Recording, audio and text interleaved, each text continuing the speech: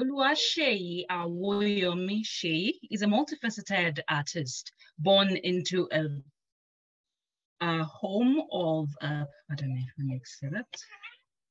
I'm trying to, good day, everyone. Let me just quickly register that we have a little one in the in the conference with us. Yeah, I guess it's the youngest amongst us all. So please pardon when you hear the tiny voice in the background. Okay, so Oluwaseyi Awoyomi Sheyi is a multifaceted artist born into a family of visual and performing arts. Her parents are the famous Nike Okundaye and Prince Twins 77. She has always found a way to infuse her artistic background and talent in every area of her life. She holds a bachelor's degree in entertainment technology from the New York City College of Technology. Her ambition is to preserve and promote to the best of her ability and capacity the various art media from the generation of the Osogbo School of Art to which her parents belong.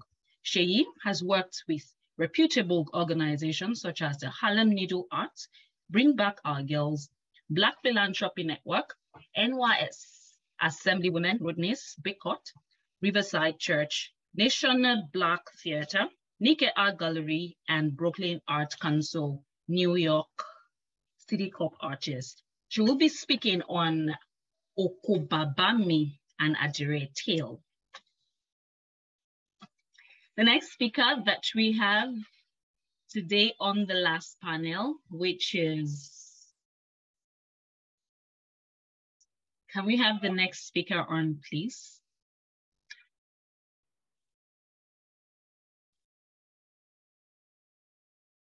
By the way, while we wait for that, this last panel is about textile and community engagements. It promises to be exciting as we have a list of interesting topics and interesting speakers too. So I guess we have glitches there. So maybe I should just go right ahead and read the bio of the second speaker, who is Abolore Shobayo. And right on time, it pops up. Abolore Shobayo is a visual artist with over a decade experience in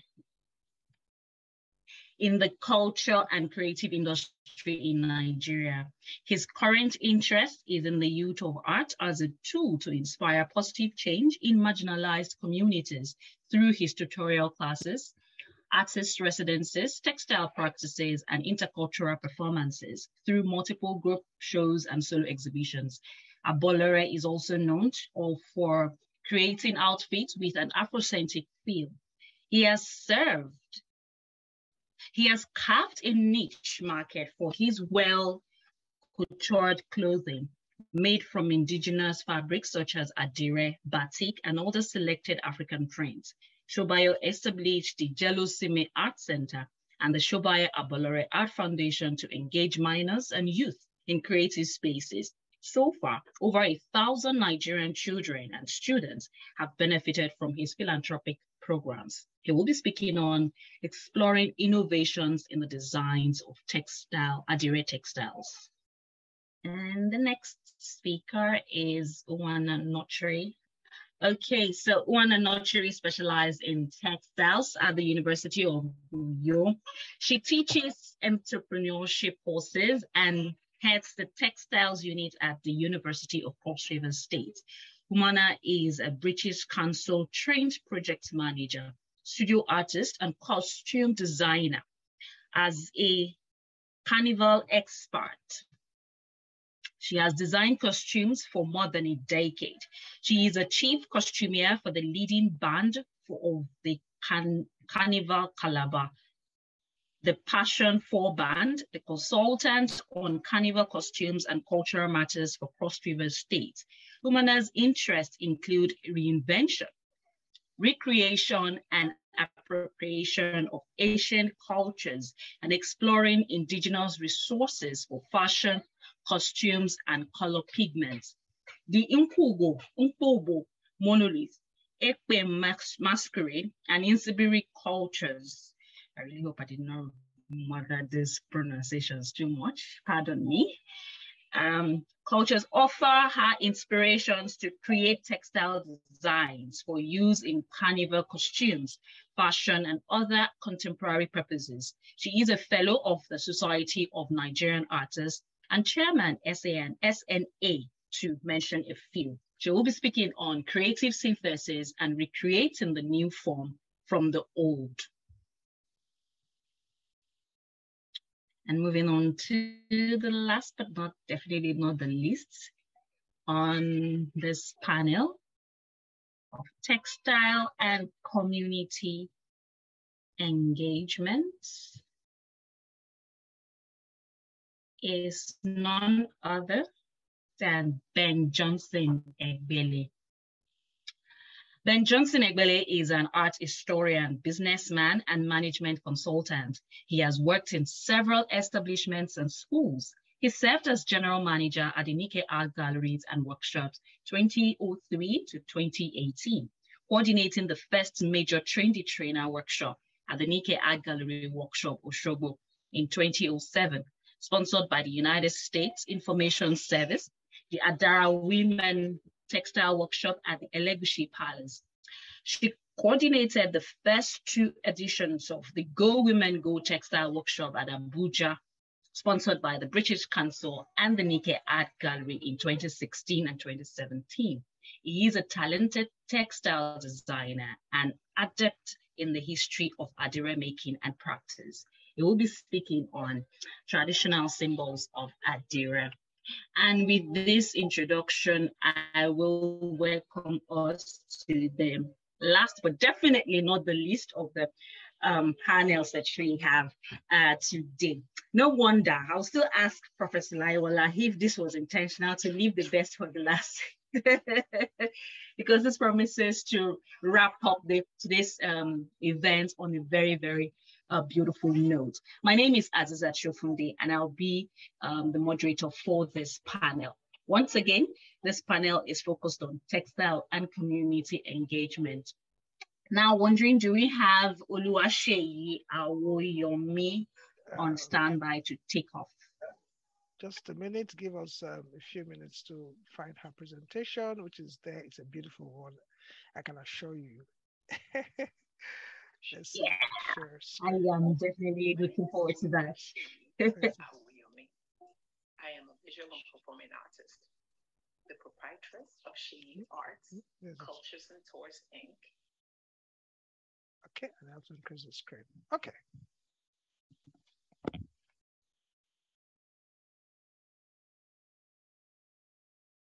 My name is Oluwaseyi Awoyomi.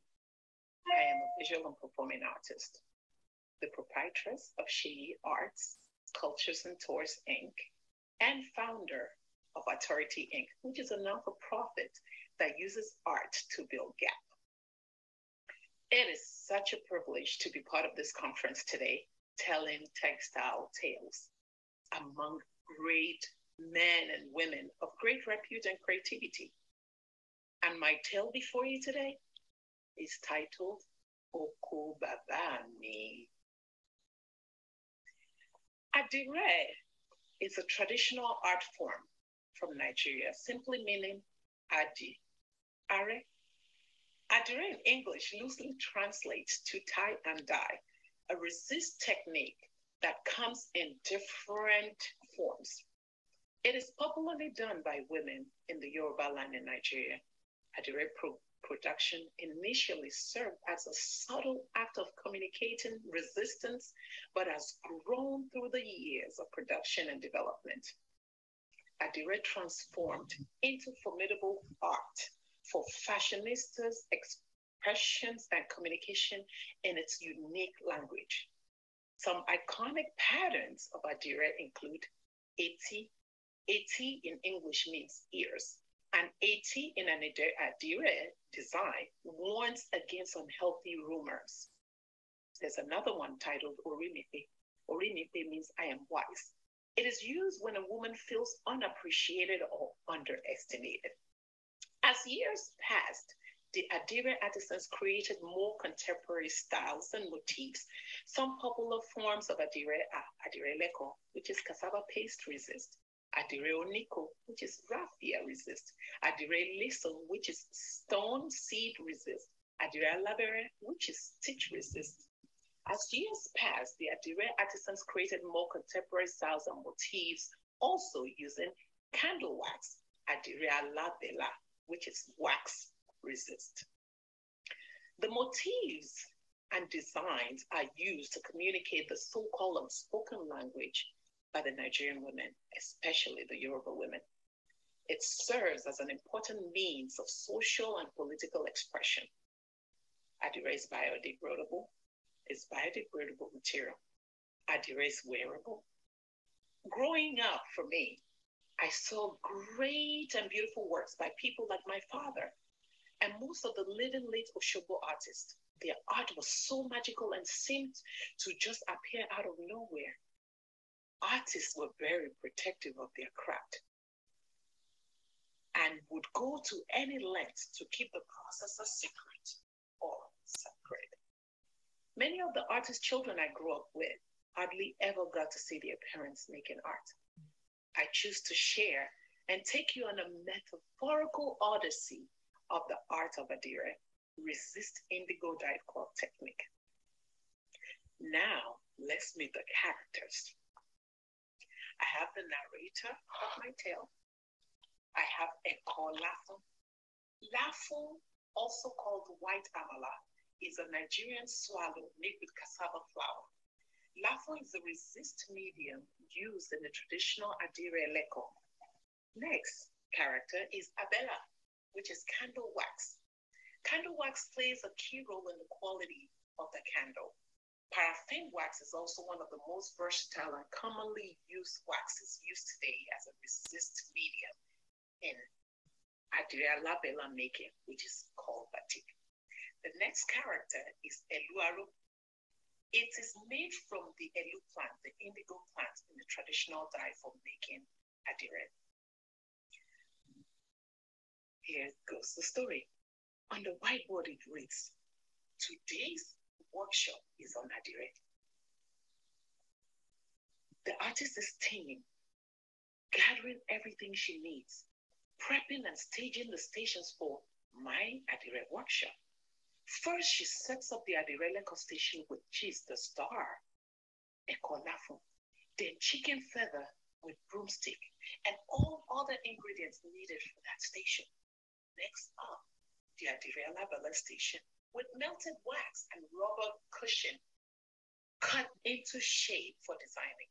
Taking the cake of the day is the ewege. And ewege is the pattern of the day.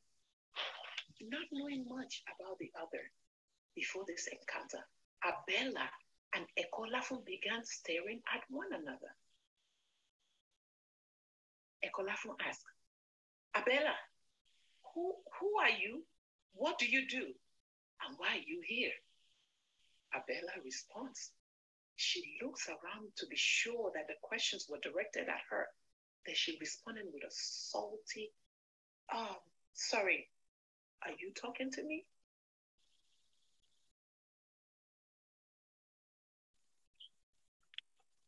Ekolafo responds, yes, I am talking to you.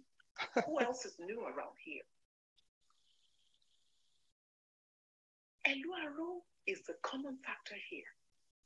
She knows both Abela and Ekolafo very well. So they are no strangers to her at all. But this is the first time that Elu is working with both Abela and Ekolafo simultaneously.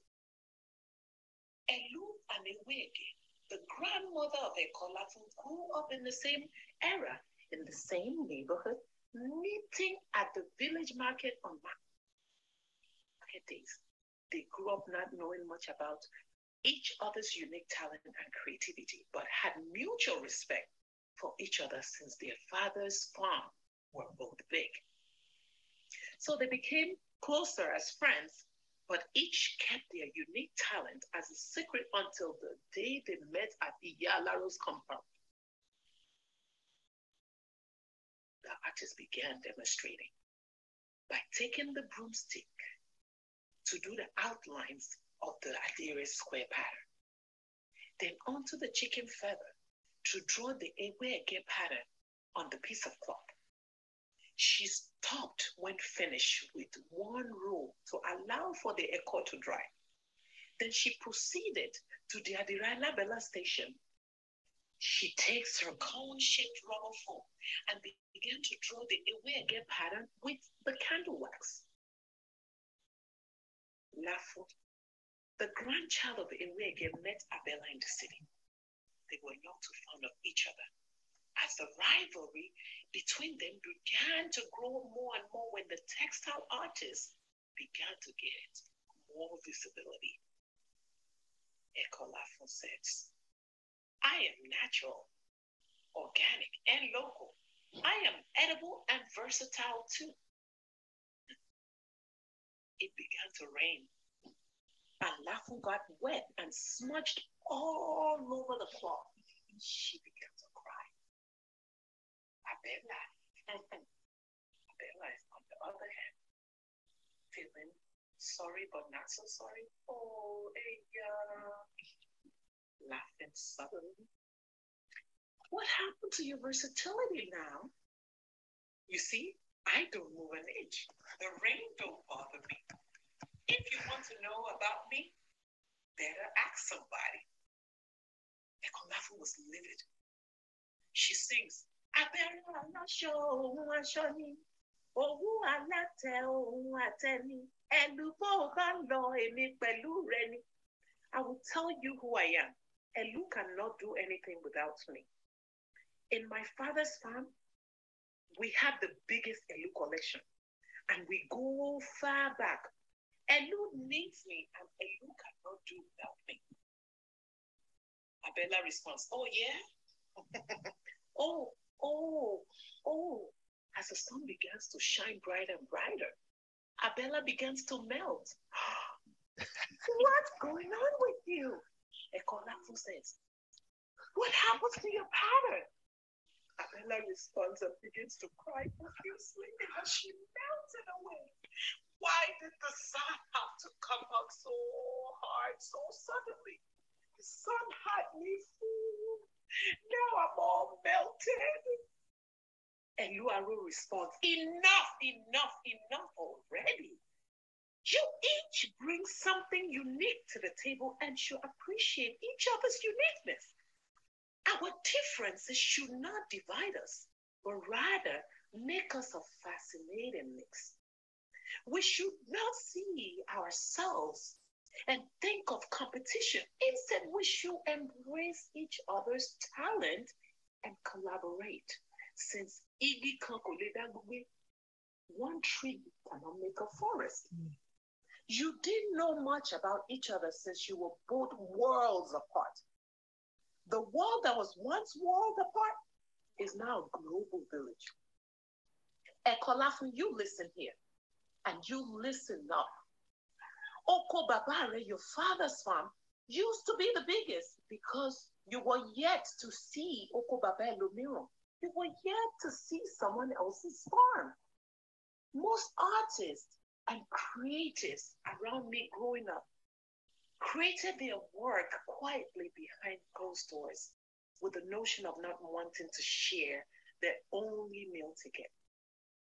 That thinking led to the so-called dying art of Adire until people like my mother, Nike, began to share the knowledge with the younger generation. The lesson here, unfortunately, knowledge not shared or passed on cannot survive once a carrier is gone. I would like to implore you all creators here and the ones that are not under my voice, to continue to work and build to improve on their skills, learn of and from each other, and collaborate more in this global market to ensure the preservation and longevity of the art forms. Thank you for listening to my tale. Wow, Thank you for that lovely presentation. I want to see one person who didn't wear a smile while watching her. I'm sure there is no one. What a beautiful performance there. Thank you very much, Shay, for that. I don't know if you have any questions for her, but I for one, my comment is that you were able to convince us really that you are really multifaceted in your skills in art and all of that, taking us through the world of Adire and in an entertaining way. And of course, teaching us a few life lessons along the line, be it in the creative industry and of course to live life in a general sense. That is, I can see applause, the emojis applause in the comment section, and that is to confirm to you that we all really enjoyed and appreciate the presentation. Thank you very much. Thank you all. It's an honor to be here. All right, then, since we don't have any question for you, I guess the only thing we have for you are the accolades and appreciation of what you've done. Let us move on. We didn't expect anything less from Nike Okundai's daughter, or Twin 77's daughter. I mean, incredible. I've listened to that presentation more than 10 times. It's just amazing. Beautiful. Thank you so much. And I think somebody made mention from Port Harcourt, Professor Ed Gwari said, very interesting presentation. This will be very good for teaching at the introductory level to draw the attention of learners. Absolutely. But what she hasn't told us is that she does a lot of workshops in the Brooklyn area in New York. And she's such a good cook, mother of how many boys? She's a multi-talented person, has a lot of, I think you released an album about 2 years ago or thereabout. I remember your mother saying that. She's a great performer. Yes, I did. Combines the skills of her father and her mother incredibly well. Amazing. Thank you so much for this beautiful presentation. Thank you, everyone.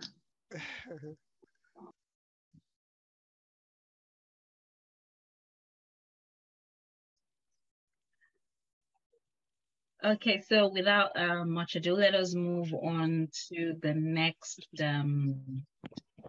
presenter. We have Abolore Shobayo. You're welcome with us. Please unmute.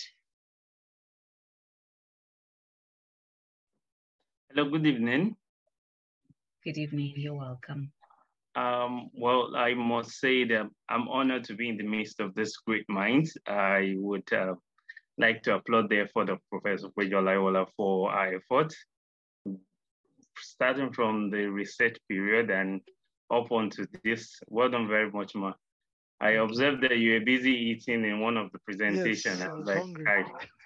This is lovely. And to our last presenter, please, I'm going to like to hook up with you. That was a wonderful one. Well, I will be talking about exploring innovations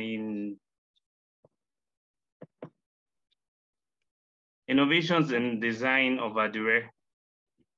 I would not be talking so much on the history and all like every other person has been talking about, because I observed that a lot of people have actually taken us through the process of tie and dye, the history and the introduction part. So I will just be skipping through that, then going to the other things I feel the innovations that I observe in tie and dye. First, it's been known that is southwestern thing that happened within the Yoruba race, Adire, from the Elu, the Kijikwa, and the cotton. That's mostly been done with the women, mostly been done by the women folks. And later, the men became part of this. There was an involvement of men when they realized what has been done, like it's been said by a lot of the people. Likewise, in Kano, most of the time, the men do the dyeing, while the women do the tying in places like Kofa in Kano.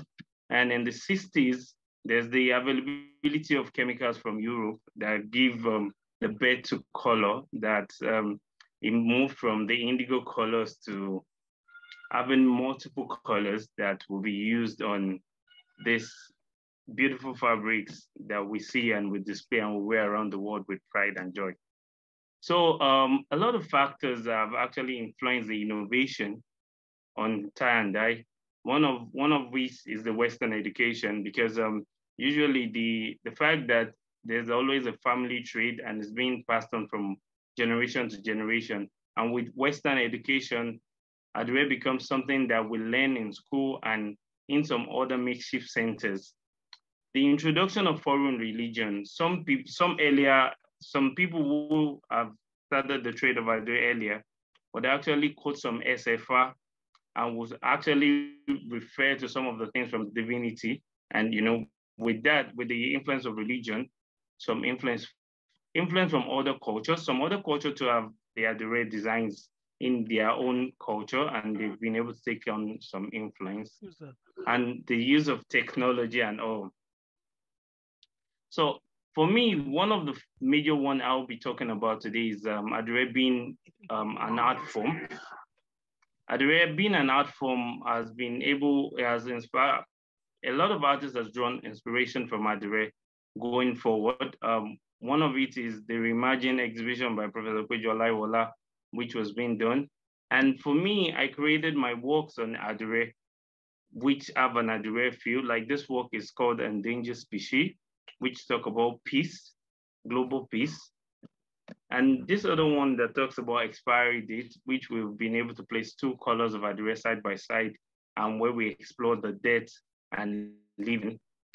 This other ones too, we've been able to work with Adire in the background and color as a form of art. With this, where I talk about rhythm, I talk about the musical instrument and the Adire background too. This is Arujile, which was a work I created that during my exhibition in 2015, with over 100 t-shirts that was sewn together by hand. And we created the map of Africa and Fela because it was an exhibition about Fela Kuti. And Fela actually believed that Africa was the mother of civilization, that civilization actually started from Africa and goes around the world. And that was what I tried to do with this work. So in fashion, I've done a bit with Adire in my fashion. But one of the things I did now with this is the Yano jacket, which were carefully borrowed from the word Yano. When you borrow warmth from light, the way it's been done in the Yoruba community, when you have way back when you have to put fire outside. And we've created a jacket that we feel that when you wear this jacket, you actually feel some warm as if you're going to borrow fire from the Yoruba word Yana. And this image was modeled at with the train that was used by the Queen when she came to Nigeria. So in architecture, so at some point, I created some of the motif of Adire into the architecture of my center. Like I said earlier, this is for me a personal thing. Adire is one of the things that saved me while growing up. I was born and I was raised in Oshodi. Oshodi is known for being a notorious area. And one of the things that saved me was tie and dye, As simple as it seems to be, while other people were busy trying to foment trouble, I'm busy dyeing clothes and doing a lot of stuff to help. And this also inspired me to do one of the greatest things I've done in my life, which is building an art center in Oshodi. And when I was building the art center, I felt like, okay, what else can I use to beautify it rather than creating motif from Adire on the architecture? This is the architecture, the building, and this is how it looks on it. So the skill acquisition, there's been a lot of things around skill acquisition, unemployment, and a lot of government efforts are going into using skills to get people off the streets, a lot of private individuals. And for me, one of the greatest things that's also easy to get people off the street is the use of the training of Adire. Like last speaker referred that one of the problems that Adire was having at some point was people were not trying to pass on the skill.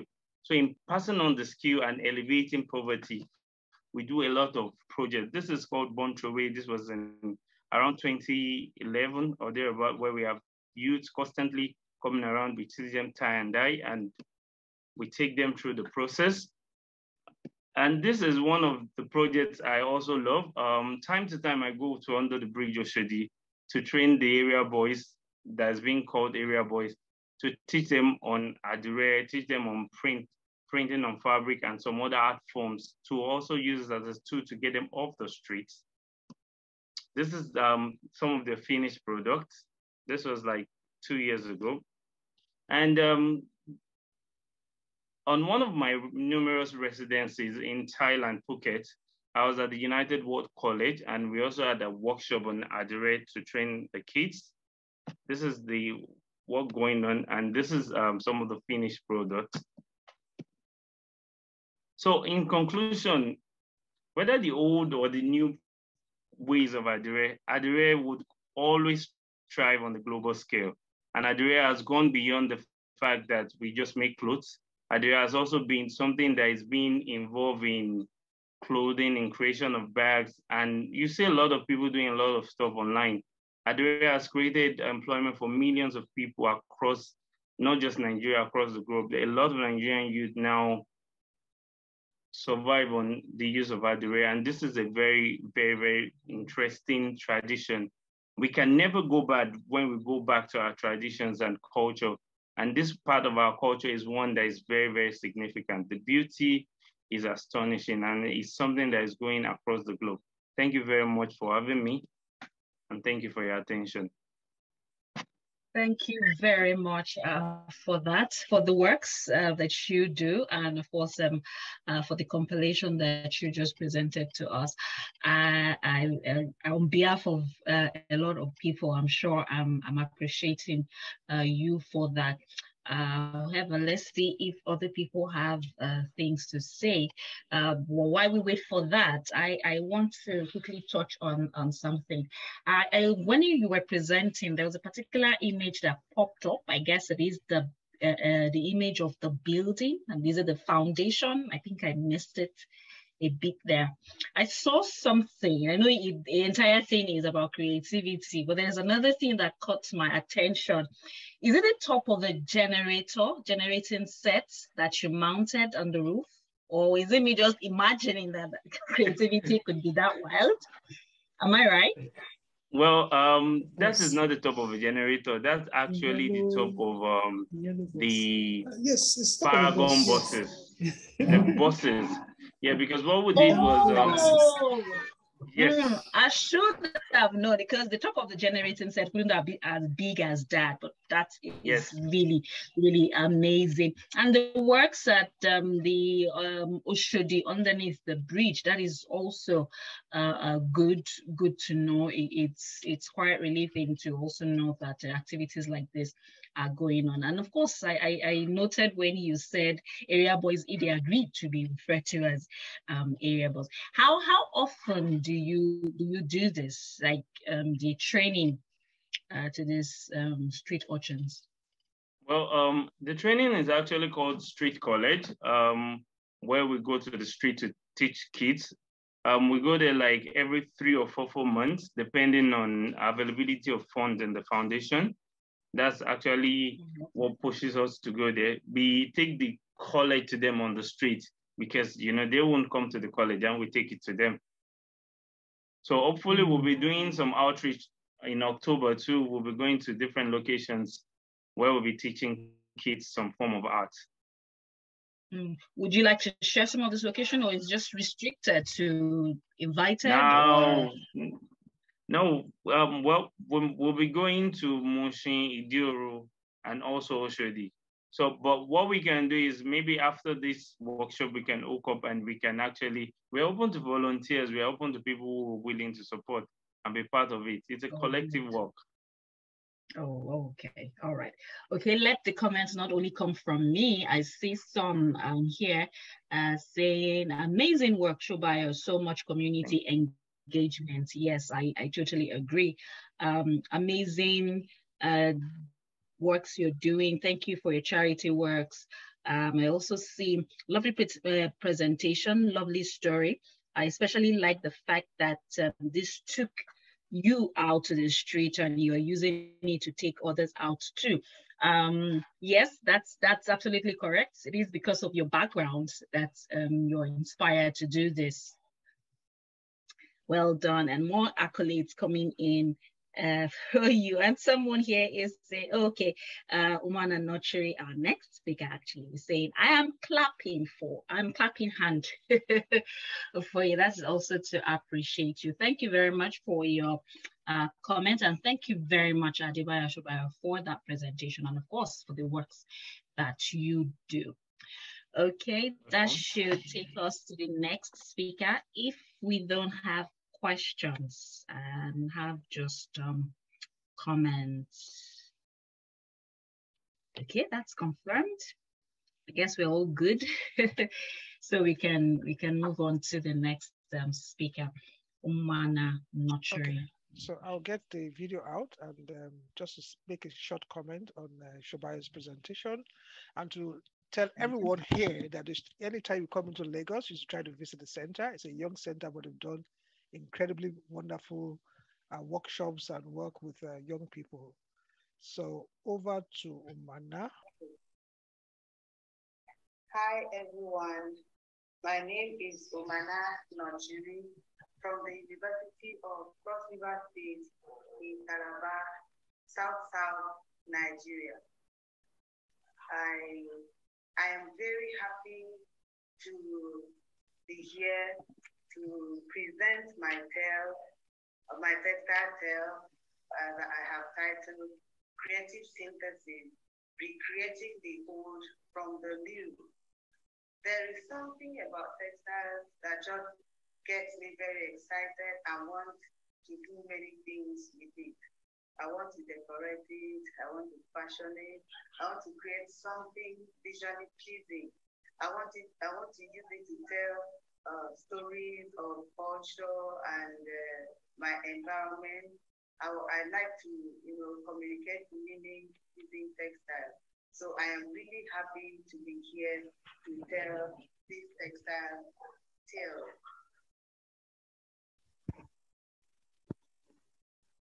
So textile is very important and it plays major role in daily life of every human being. It is used for everything ranging from clothing to furnishing to protective apparel, something to shield one from bad weather, from cold, from heat, and also as roofing material and for erosion control. In fact, textile is what one may say a mobile art, the art that you wear everywhere with your body. And it is very visible. Like Emegwali stated, he said that the first thing a visitor to Nigeria sees is the beautiful and colorful textiles that are found. And so many users of textiles, are attracted to them through visual appeal and of the design. The color and the design itself play a lot of role than just the overall visual pleasantness and the aesthetic value it elicits. So design made to embellish textiles have historical, cultural, social, political, and even religious connotations. And Atsi confirms this when he says that textile has a lot to do with the environment and that one cannot readily divert textiles from the environment. And he says that it is possible to memorialize a lot of things on textiles rather than bronze and marble. In fact, according to him, the cloth market is loaded with fabric that have names. It is difficult for one to get into the market now and you don't see a fabric that has a name, and the name not just coming from the food, but has something to do with the environment, the people around, the events that have happened, it is indeed, something in the environment. Textiles is therefore a means of commemorating events, a person, political and religious or cultural cause.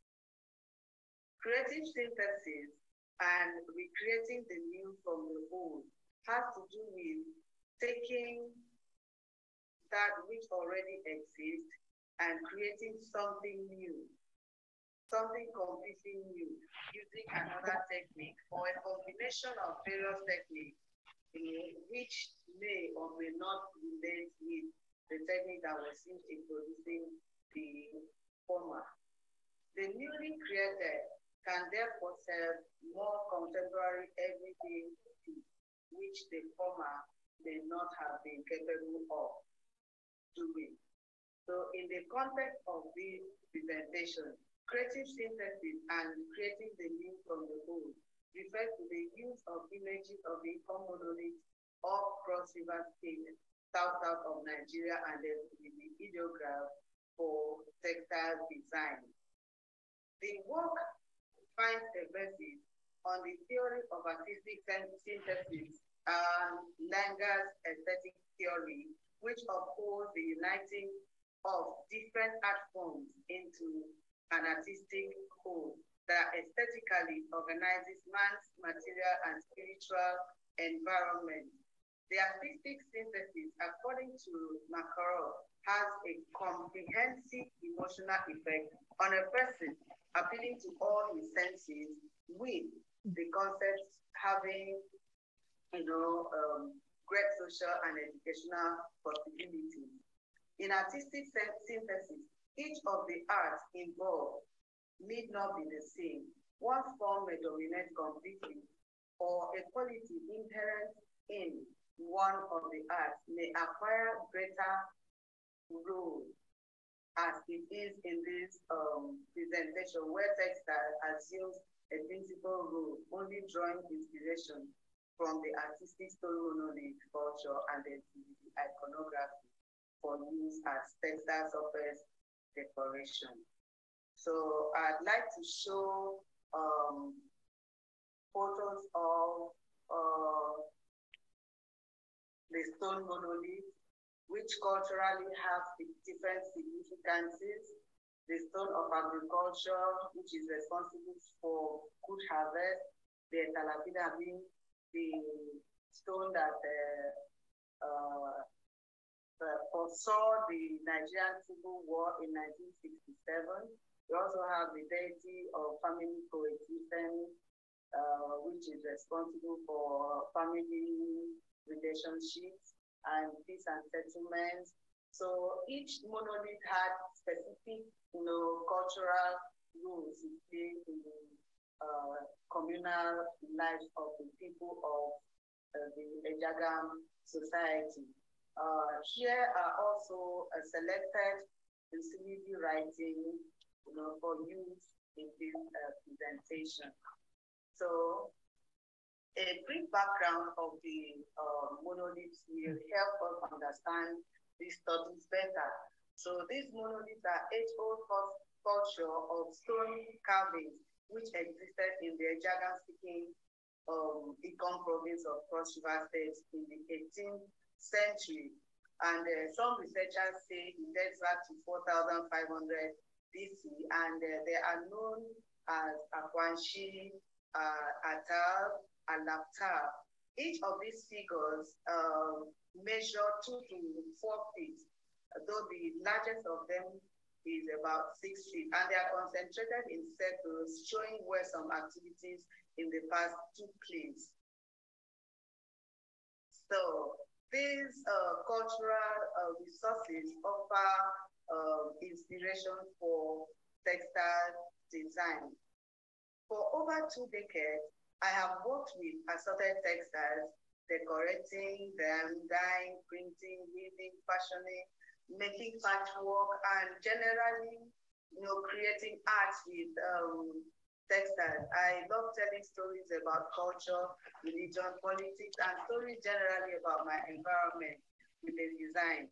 And in the last 15 years, the Carnival Calabar has given me an opportunity and a platform for me to use textiles to tell stories with costumes, being the chief costumier for the leading band of the Carnival Calabar, that is the Passion 4 band. So at the beginning of the costume carnival in 2005, the textiles used were mainly plain fabrics, beautiful colors, but they were mostly devoid of cultural motifs. And I saw that as an opportunity and an international platform that the story of the rich heritage of the people of Cross River State could be told. So a few years later, after discussions and deliberations with the carnival, so the methodology used in this presentation is majorly survey and interpreting a theme of cultural wisdom and indigenous knowledge. This costume was titled Slippery Slopes of Knowledge, so depicting the stage of knowledge and of wisdom around that era. The monoliths have become a great resource for an inspiration for the textile design. So the need therefore arose to document and propagate this culture for posterity in more ways than is already being done. And this is one of the ways that this can happen by synthesizing the culture on fabric as design, which can be used for many purposes. So the methodology used in this presentation is majorly survey and practical studio experimentation.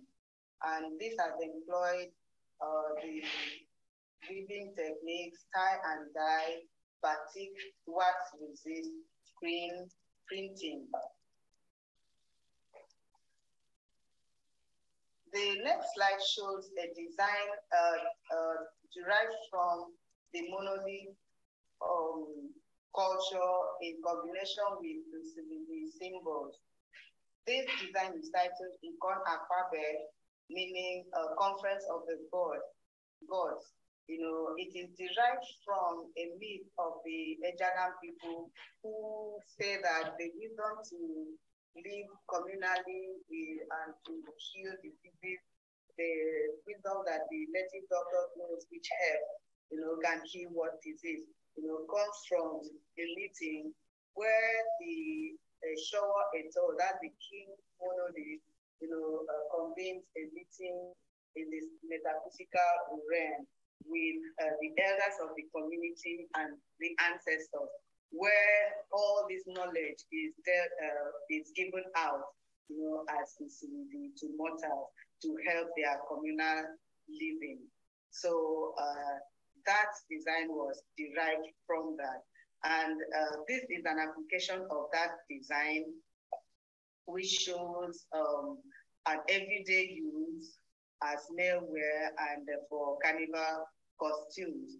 Many other designs have been developed from this synthesis, from the creative synthesis, and they include Ete Ewak. This is another variation of the Ete Ewak.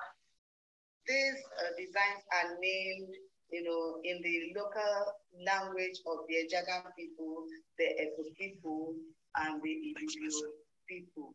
This is in a bid to propagate and preserve the language, which also is going extinct in some areas. So this particular design was developed from the Talabingabingi, the talking stone that predicted the Nigerian Civil War.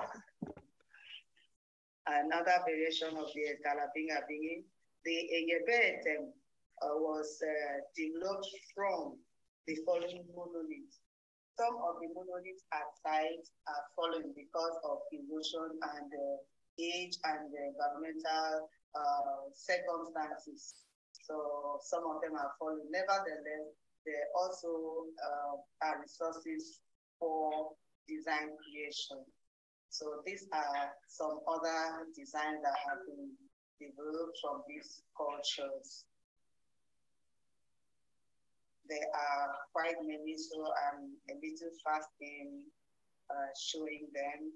I have also shown some of the applications, like this one, the Akoromo item is a purely derived design, which you can see the application was used as a carnival color. Then this is another color of the Akoromo item. This is yet another one, a variation of the Talapinga being another design. So I'm a little fast because of time. The designs also are many. You can see this is a design of the Queen costume, which paraded on in 2016, bearing a number of fabrics developed with cultural motifs. This was very well received. So the impact of cultural textiles, have been enormous and socially and psychologically acceptable. This is evident in the customer base also, because a growing number of people are now interested in designs that have cultural values, and then they are placing orders for them. So this is another of the applications of one of the designs. And even for use as uniform, this is the Etewak being used as a women's uniform. This is a Talapinga being a variation of the Talapinga being as unisex fashion. So these throw pillows were commissioned as souvenirs for a celebrity wedding in New York. So, and this also was to commemorate a birthday event. So the use of the fabric bearing cultural motifs have been, the impact of acculturation has been great. So this was also used as an installation for an event.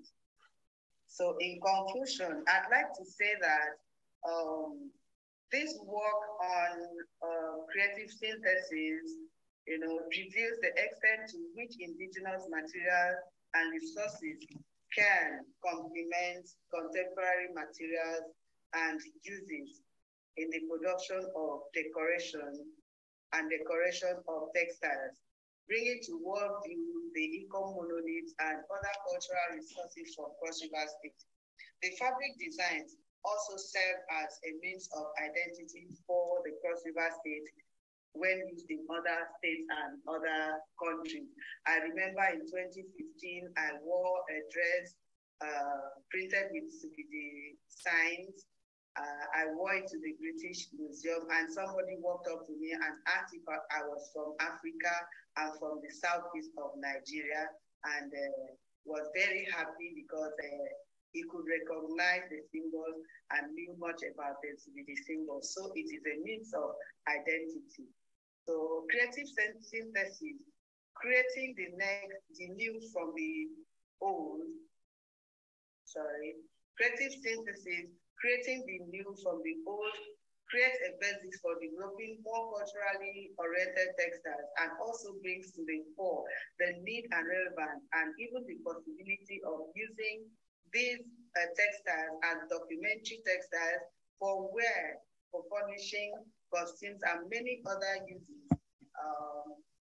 And in the next slide, I can see a very bright future for cultural fabrics, because they carry with them the story, the history, than everything about culture as people wear them from place to place. So I have also left a glossary of the names of the Jagam and the Efo designs, so you can look at them and know the meanings and as they have been used. Thank you very much for listening. Beautiful.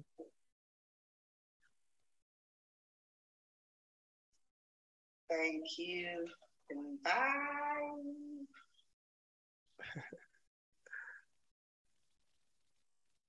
think I'm done with that.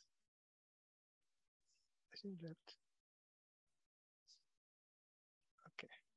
Okay, I think Zazie has lost power, and so she can't continue. So I will take over. Thank you so much, Mana, for that wonderful, really fascinating presentation. And I can see the comments in the chat. Chiaka said, I just love the fact that you gave us the native names, the local names. It's so sweet. I love our traditions, and the diversity makes the whole mix a very rich collage of cultural heritage. So this is amazing. I like the fact that she has translated patterns from one material culture to the other. I'm taking those very ancient symbols of the Jagam people from the Ikom monoliths and transporting them and translating them into patterns for textiles. And she showed us all the amazing work that she has done with the Calabar Carnival. And of course, she's won so many awards in the last maybe 10 to 12 years. So she's doing incredibly important work. So we open up this to questions now from the audience. You have questions for Umana. I know Umana has even much more to show us, but for time, yeah. So do you have questions in the chat? You can put your questions in the Q&A and just peep in to see if we have questions there. Okay. I think there's a new message. Let me see. Oh, okay. So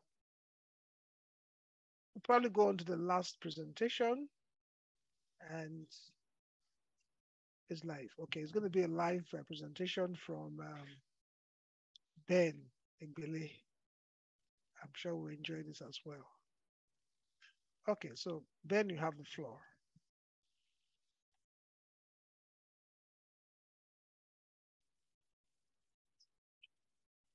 He's not here. Okay, we're trying to see. I don't think he's even hearing us. He's unmuted now. Hello, we can hear you, sir. You can go on. Okay, I can be heard. Nice. We can't see you, though. Oh, wow. I wonder. You can turn on your I'm video. using both my phone, using the phone and the laptop. We can see you now. Okay, he came in with 2 devices. Okay. Hello, ladies and gentlemen. My name is Ben Johnson Igbele Dodomi, and I'm here. The title of my presentation is Traditional Symbols of Adire. Adire symbols is as wild as the Missouri waters, River Missouri in America. You can only know when you start, but you don't know where you're going to end. It's an endless journey. I'll start by defining Adire traditionally. The phrase Adire is called from 2 distinctive Yoruba words. They are verbs. The first is adi, simply means to grip, to hold, to string, to strangulate if flagrantly used. But with regards to fabrics.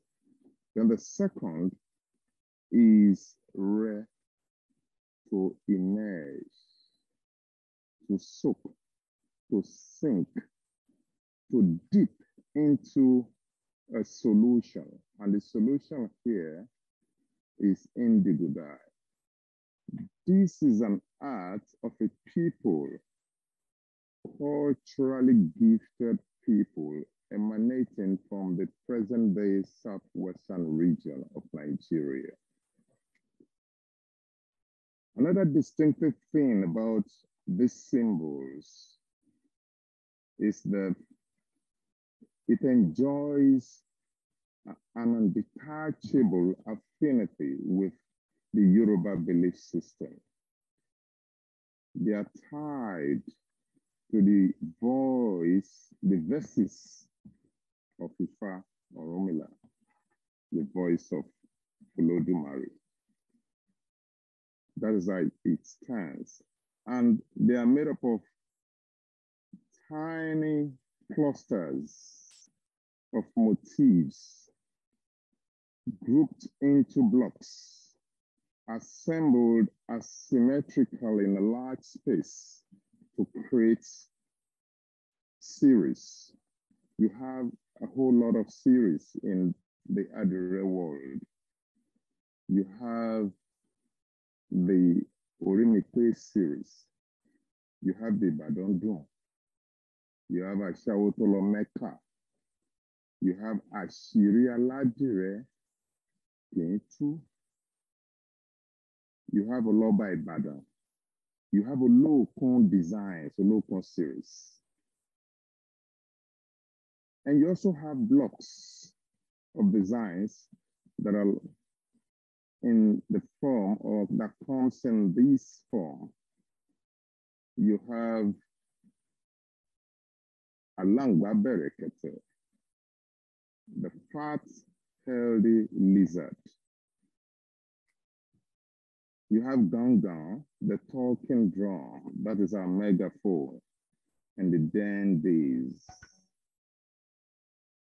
You have the junction, Iyano, Orita, that is our mobile phone, our GSM, and the Dan times too.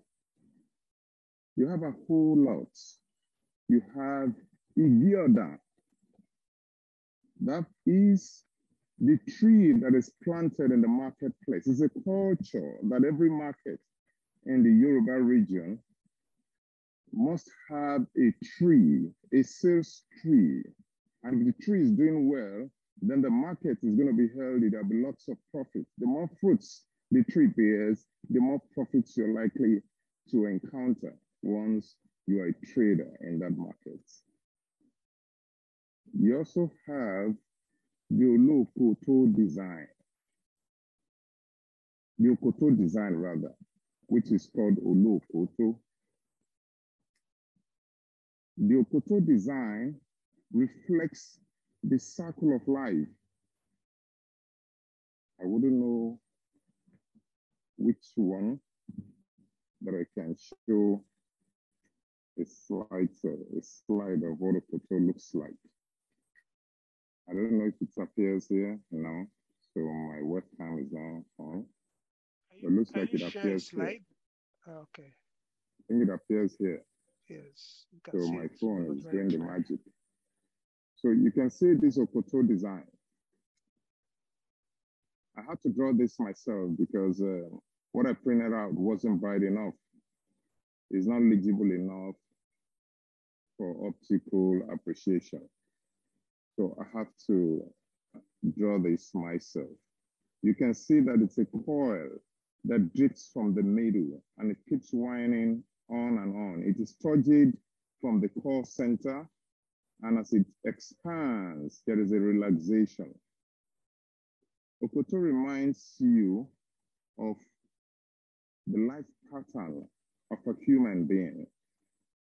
It starts from a gradual beginning and keeps expanding on and on. And you have the same thing in other cultures, other religions. In the Celtic, you have the runes, R-U-N-E-S. Then in other places in Europe, about the 15th century, You have the tarot cards. Then in the Kabbalistic system, which is the Jewish religious belief system, you have the tree of life. Then in those who belong to the Hermetic belief system, the Rosicrucians and the rest of them, you have the rose that starts, the petals starts from a small beginning and keeps expanding. It's the same sequence with this Okoto design. Sometimes Okoto can be applied to some of the series. You can find Okoto in, you can find Ibadan Dun. You can also find it in other series, although sometimes the women can infuse this in there. Address symbols are symbols with which these women from the place which I have described, a tribe loaded with unlimited cultural devices and heritage. When Leo Febrenus encountered their works, he felt that the naturalistic works of these people must have emanated not from humans indeed, perhaps from a submerged planet somewhere called Atlantis. That is how amazing these people are, especially with these symbols. And every bit of these symbols have their unlimited meanings. If it has no meaning, then it is not an address symbol. And the moment you start working with a symbol, you might research for almost half a lifetime, just a single symbol. Because as you work with it, it is quite addictive. It will move you in contact with the gods of the land, of the Yorubas. You have a whole lot of them.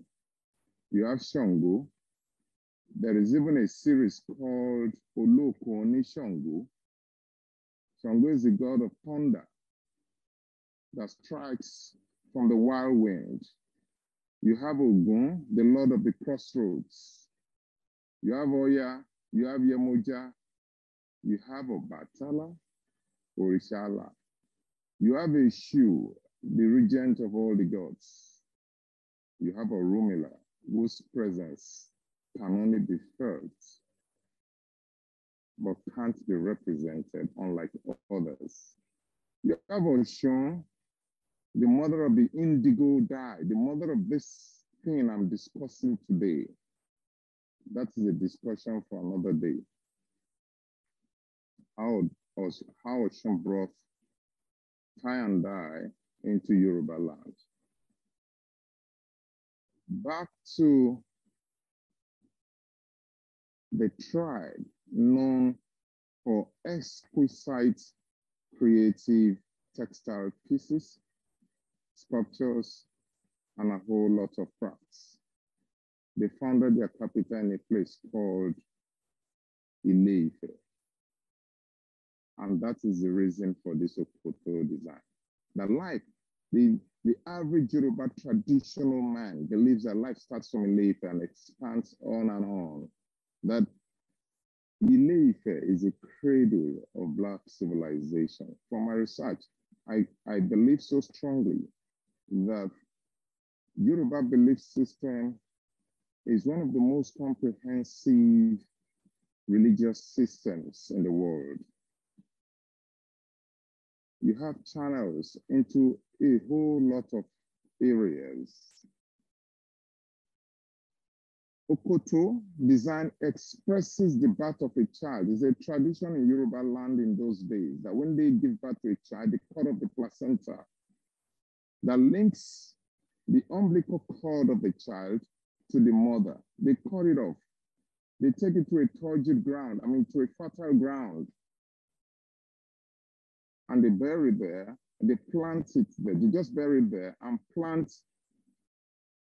a long-lasting tree. They place it there. The onus of nursing that tree lies on the mother of that child. And it is grandly believed that if anything happens to the tree, it will reflect on the child. And that is called the tree of life. Sometimes they may plant coconut tree. Sometimes they may plant banana tree or plantain because it multiplies on and on. So maybe for a woman, they'll plant plantain because plantain, the suckers keep multiplying irresistibly. You know, so she's likely to give birth to a whole full generation of, you know, children. The art is purely a feminine art powered by the community center head, which is the king. And it is led by the most influential woman in the society, in the community, usually the Yaloja, or the wife of the king's wife, the queen, called Olori. You can't study these symbols without necessarily studying a bit of the Yoruba language, the essentials of the Yoruba language. Because when you call these symbols without using the tonal values, you would appear bizarre and quite, you know, awkward to an average Yoruba man. And the message will be distorted. You corrupt the message. I'll come to the tones. You have the amioke, the tone that moves up, which is do. Then you have the one that goes down, mi, and you have the one that is in the middle, which is silent, re. So Koto design also declares or expresses that life is like time. When it is spent, just like a serpent that eats its own tail, you can see the coil. It keeps going like that, you know? It waits for nobody. It's gradual. It moves gradually like the waves of the seas, like the waves of Olokun. It just goes like that. But in it, there is a lot of force, a lot of energy. You can see the transparent manner with which the lines are drawn, that you really would want to feel that they were represented by machines. That is Okoto. It has a whole lot. And Okoto in Ifa verses declares the seventh Odu, which is a D, that tells you that something has been founded. That is the solidity of life. We move to the next symbol, which is the fat lizard, Alangba berekete. Alangba berekete is a fat lizard. Lizards are often found in the neighborhood, especially in Yoruba land. So it defines the fact that humans have this distinctive use of art. Even animals do. That's the Yoruba belief. They believe animals do too, because they know when to mate, and that's an art. I mean, Advanced Learners Dictionary declares art as anything a man can do. So these animals equally, they do art. When they dig, when a lizard digs the floor to lay eggs and bury them to be warm for hatching, that is equally an art. So when you find this large lizard, the movement is very slow, unlike the slim ones that are quite scurry in their movement, quite swift, running everywhere. But the message here is, you do not know what is in your mind. You do not know what is in the other man's mind. So it's a mark of caution. When women wear this design, they seem to display a mark of caution to the community or to their husbands that mind what you say. You never can tell what is in the mind of the next person, because Every lizard lies on the floor with their tummy on the floor. You never can tell which of them has stomach pains. If you look at them from above, you never can tell. And the fat lizard simply tells you that if you stomach so many things in you, so many ears in you, you never can move fast because the fat lizard rarely goes fast. They're always very slow. So when you stomach too many ears in you, it will weigh you down. That's the message. Perhaps if the man in the house is behaving funny, is becoming unbecoming, women will just put on this thing and display to the man that, Oga, you better try and be light, otherwise these things will just weigh you down. Whatever thing you have against me will weigh you down.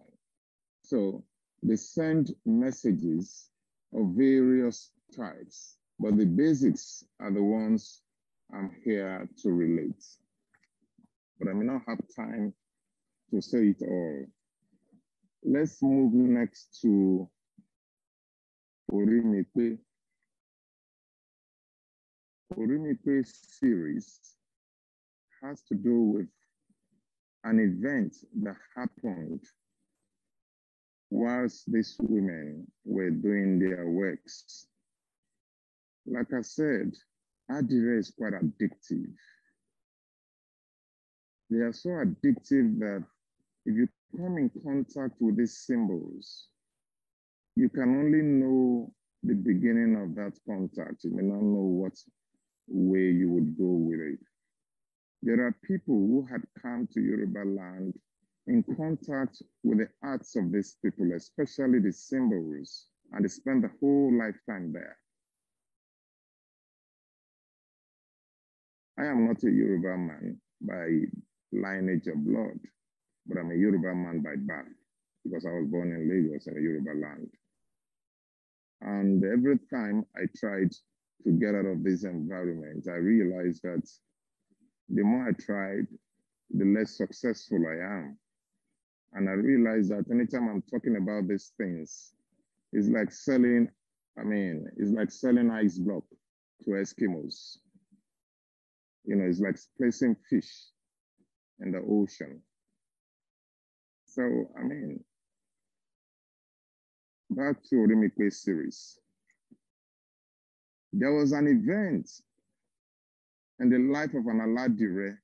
Aladire simply means Adire artisan.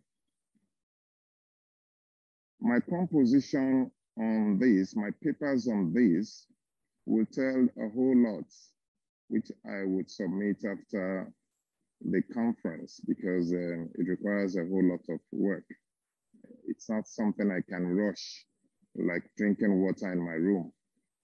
Every symbol requires dedication. So when the women wake up in the morning at about 4:30 in the morning, they go about their job dedicatedly. You see them working it out at the expense of every other thing. That is the sacrifice Adire pulls from you, the symbols pulls from you.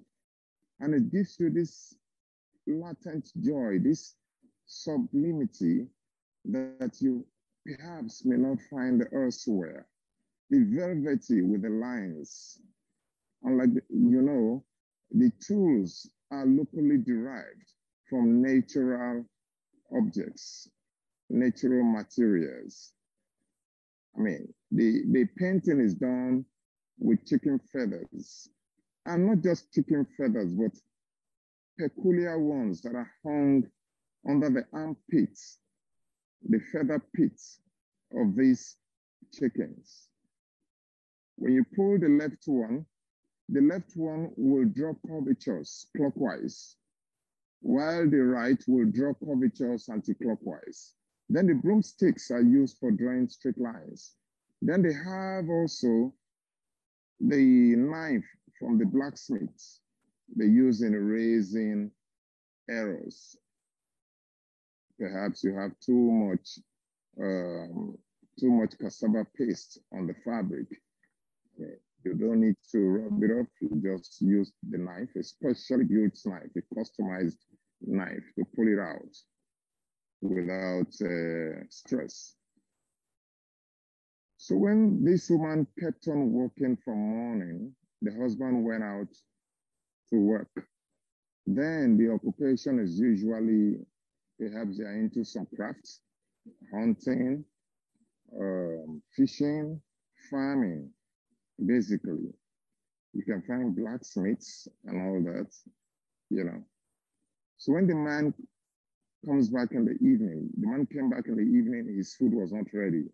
He saw that the wife who was working about 4:30 in the morning was still on this design, still putting them together. Then the man asked, my wife, is my food ready? He said, oh, please, I'll fix it. Please, just give me a jiffy. The food will be ready. And she went about it in a scurry and got it ready. The following day, the same thing occurred.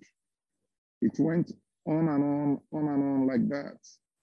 At a point, the man became worried. He became perturbed. And he had to ask the wife, my dear, my wife, are you sure your head is correct? Every time I leave, you are still on this thing. And when I come back, you just won't get my food or anything ready. You do this at the expense of every other home chores. What is the problem? Is your head correct? She said, oh, my Lord, my head is correct. Which is, she now said, oh,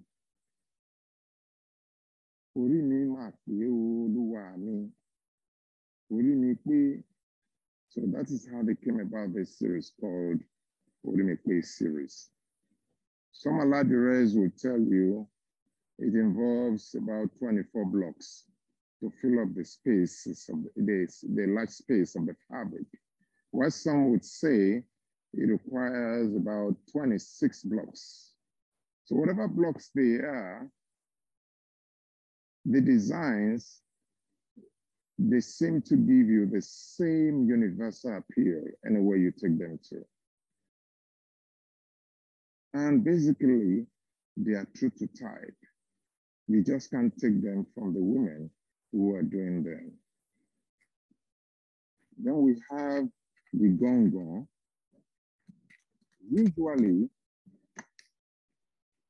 gong-gong is a talking drum. I have quite a lot of them here, but sometime Ben, you should be rounding up now. Your time is almost up. Let's just say deal with these three. So gong-gong, usually when the king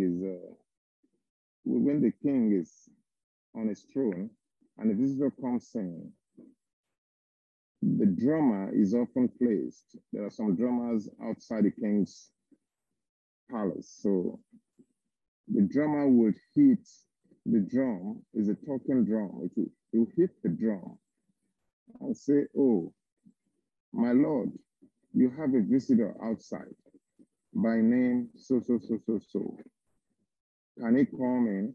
We Africans, we can interpret symbols, we can interpret sounds. So when the king hears that, the king will send a messenger to him and say, allow him, or please tell him we meet some other time. Tell him to call back again, appear to be busy. And the gong-gong, the talking drum, beats with the tones of the Yoruba language. Do, mi, re. And the middle, the control of the sound is aligned to the middle of the drum. It's a two-faced drum, both behind you and before you. So you just hang it on your shoulders and hinge to your waist. That is the alignment. You know, there's quite some artistry in that calculation, even in the strings that puts this drum together. That's all I have on Adire symbols for this moment. Oh, thank you very much, Ben. That was really wonderful. So full of information. You could give an inaugural on these symbols. We've taken a lot from this presentation, and I mean, it's very clear that the symbols have endless meanings, and they also are codified to tell you a lot about a language. You have to understand the language, not just the language, but also the tones. And these symbols teach you a lot about the religion of the people, about the traditions, and also their philosophies. So it's really very loaded. So when you see a wrapper, it tells you a lot. Women wear these wrappers to pass on messages, as he has said, with Urimikwe, your head being correct, and a woman responding to her husband who thinks that she hasn't done very well at home, and she says, yes, her head is very correct. So it's very interesting how you talked about the circle of life. That is so interesting, and how life time waits for no one and waits for nobody. And you know, there's so much energy in the drawing of those lines, and also the reference to Ifa verse. I like the story of the Alagba Berekete, the fat lizard. The fat lizard. The rich fat lizard. Sorry? The rich fat lizard. The rich fat lizard. It can be rich with bad thoughts. It can be rich with good fortune. Okay. So, but if you're rich with bad thoughts, it will bring you down. It will weigh you down. Like, you know, alangba is what the Yorubas call, which is re-mi, do-mi, alangba. But the universal Yoruba, modern day contemporary Yoruba would say alangba. Wow. Instead of the A-L-A-U-N, they rather would put A-L-A-N, then ba. Then the berekete is the fatness. You can see the sound of that. Do, do, do, do, do, do, do, berekete, do, do, do, berekete, do, do, do. It shows you the weight, even in the sound, you know, it shows you the weight of the lizard, that this thing is truly fat. So the language, the people are quite rich in everything. They are rich in their gestures, rich in their language pattern, rich in everything they do.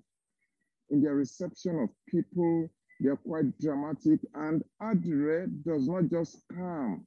When you are studying Adire, there's a whole lot of secrets embedded in the guild. It is more like a secret society. You don't reveal these things to non-Adire practitioners. You know, they are well regarded as noble women in the society at that time. So for you to be initiated, you must be related, you know, you must be related. It is hereditary. You must belong to the generation of these women who practice this. And the discovery, I really missed it. And the casual or normal African society, women are not heard. They are not allowed to speak. When men are speaking, when men are talking, they are relegated to the background. And for a very long time, perhaps from creation, the situation has been like that. But Adire symbols offered women the privilege to emancipate themselves from that doldrum. They were able to express themselves even louder than they could have done verbally with these symbols. That is the advantage and the influence. And I think, and I know, is a gift from the gods. Thank you so much. Thank you very much. We just have a few more minutes. If you have questions, you can actually put them in the chat or the Q&A, or you can actually ask directly. We're going to be running up now because we ought to have finished at 8:30. It's 16 minutes to 9. So we can spend the next 3 to 4 minutes responding to any of the panelists. A wonderful, wonderful panel. I like the point you raised about drawing out with the cassava starch on fabric and having the metal spatulas. So those are actually like erasers, taking off the excess marks that made by the artist. So the spatulas are the erasers in a sense. It's really very interesting. Anybody with a question? Okay. Mimi has a question. Where is she?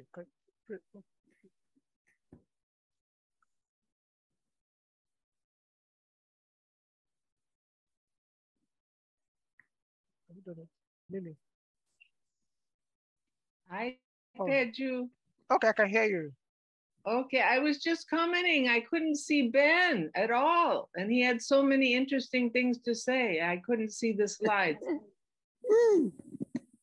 Yes, Ben came with 2 devices, and then he didn't have a slide presentation, but he had so much to say, so many wonderful things to say. Before so next webinar. So do you have any question, Mimi? No, I'm just enjoying. Thank you. Thank you very much for joining. And thank you so much, Perry. Perry Clem is also in the house. You finally made it into this panel. So tomorrow is another day. We had such wonderful presentations today, and the conversations were very good. We've learned a lot, and all of you have done so well. I really enjoyed this last panel, and I know that we have many more panels tomorrow. And I will ask that you all come in early, because sometimes the panels will close earlier than others, so you can, we don't have any gap in the program. It's been very wonderful listening to all the presentations.